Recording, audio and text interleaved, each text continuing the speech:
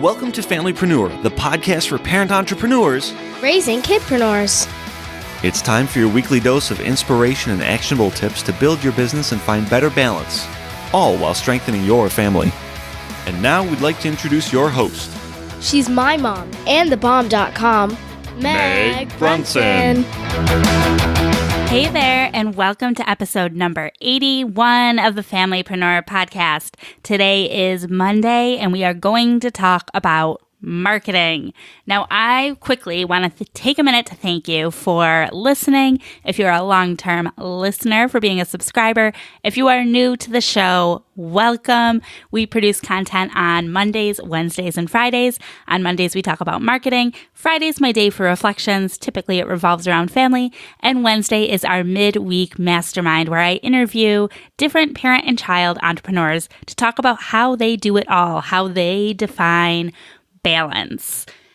If you know somebody who would benefit from this podcast or this episode specifically, I encourage you to share it with them. And if you enjoy the episode, head over to iTunes and leave us a review. Now, in today's episode, I want to talk about Facebook events. So specifically for podcasting, I am getting ready to head to PodFest, and podcasting is on my mind this month. So I have a lot of friends, a lot of followers who are podcasters, and today I want to talk a little bit about podcasting and how I launched my podcast using Facebook ads. Now, if you are not a podcaster, you are still going to be able to apply this information to other types of events. So I encourage you to stay along for the ride. Now, for those of you who have a podcast or are thinking about starting a podcast, what I want to talk about today is using Facebook events. So when you go to your Facebook page, your business page, you have the ability to list events that your page is hosting. And I think oftentimes we get too caught up in the fact that events are things that happen in person, right? That they're things that you have to physically go to and be present at. And that's not always the case. There can be digital events. So when I launched my podcast, the first thing I did was I created a podcast launch event. And to this day, every one of my interview episodes include a Facebook event listing. The reason behind it is this. When you create a Facebook event, you have the ability to tag your guest. You have the ability to list your guest as a co-host. And when that guest accepts the co-host, responsibility. I don't know a better word for that. It's not like there's any actual responsibilities that go along with it. But when they accept that status as a co-host, that means your event shows up on their page, on their business page. So this can be huge for exposure and for increasing your reach. Now, furthermore, anytime somebody marks that they are interested or going to your event, that means that they're going to be notified when your event is approaching.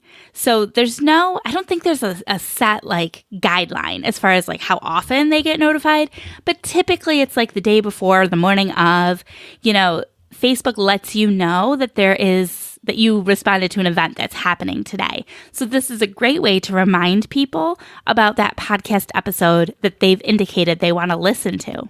Furthermore, if multiple people have responded to an event, that might show up in other unrelated people's notifications. So I will often get notices that my friends have responded to events that are happening.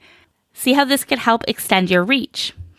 These will also get pushed out into the news feeds of some of their friends as well. Now, none of this is an exact science. It is all, however, the ability to potentially reach more people. So I love doing this. I love that my fans can come to my page, can browse and see who is coming up soon, what guests are coming up soon. They can respond that they're interested or going to certain episodes. And it's visually appealing just to have that content in your feed, even if you're not getting a ton of RSVPs. That's okay too. Now, when it comes to ads, you can run engagement ads and then optimize for event responses. And what this will do is optimize that ad to get more people that say that they're going to go to your event or that they're interested in it. Now, this isn't going to increase your subscribers. It's not directly going to increase your downloads, no. But what it will do is it will help, again, amplify your reach.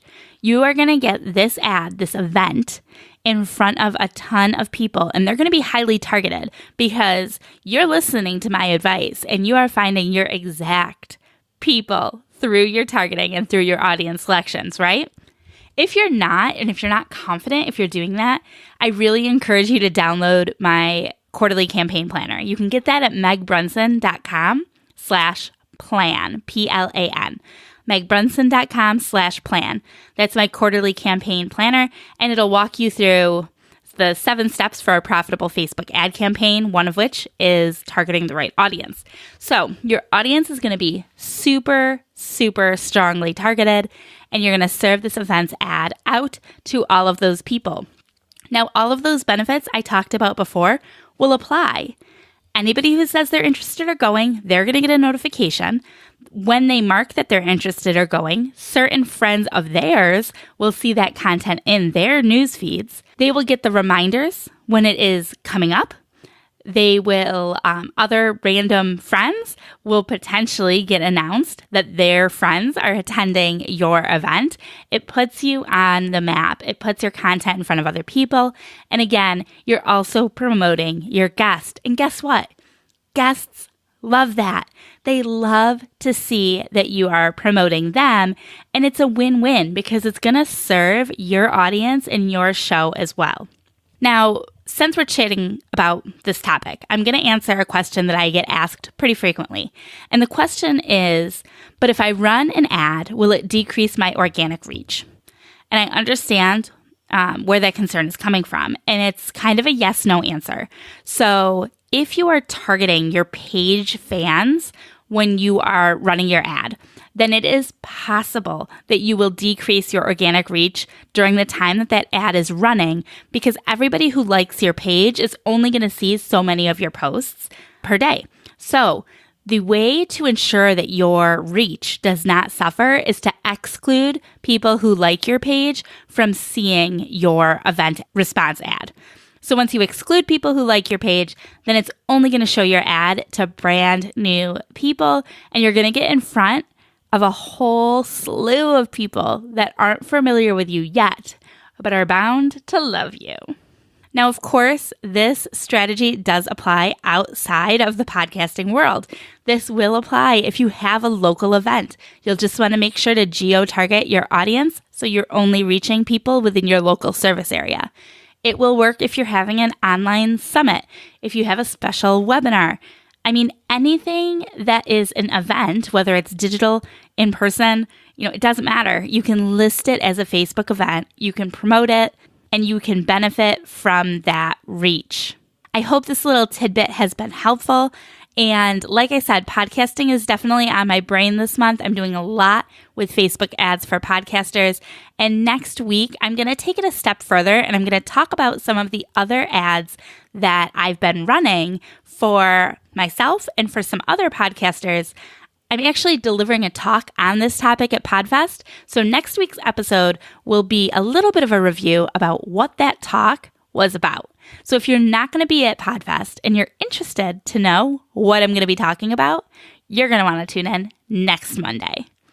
If you're not already a subscriber, now is the perfect time to go hit that button so you don't miss the next episode.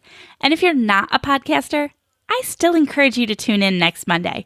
I'm pretty sure you're going to learn a thing or two.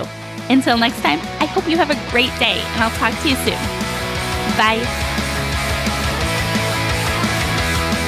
Did you know that my mom has a Facebook page, Instagram account, YouTube channel, and more? Her username is The Meg Brunson. Just about everywhere. You should go follow her.